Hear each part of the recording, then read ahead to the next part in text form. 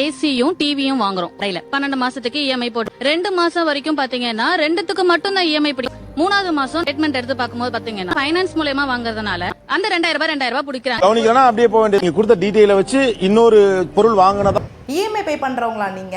இந்த விஷயம் தெரியாம மட்டும் இஎம்ஐ பே பண்ணிடாதீங்க. எல்லா இஎம்ஐயும் பாத்தீங்கன்னா மோஸ்டா ஆட்டோ டெபிட் தாங்க ஆகும். அப்படி ஆகும்போது உங்களோட காசு என்ன போகுது அப்படின்ற விஷயம் உங்களுக்கே தெரியறது இல்லைங்க. நீங்க என்ன பண்ணணும்னா உங்க மொபைல் ஆப்பும் இந்த நெட் பேங்கிங் ஆப்பும் அடிக்கடிக்கு முடிஞ்ச அளவுக்கு வாட்ச் பண்ணிட்டு இருங்க. அப்படி செக் பண்ணும்பொழுது உங்களோட அமௌண்ட் ஏதாச்சும் ₹1 எக்ஸ்ட்ரா போற மாதிரி இருந்தாலுமே நீங்க அந்த பர்டிகுலர் பர்சனை அப்ரோச் பண்ணி ஏன் இந்த ₹1 பிடிக்கிறீங்கன்ற விஷயம் நீங்க கண்டிப்பா கேட்கணுங்க.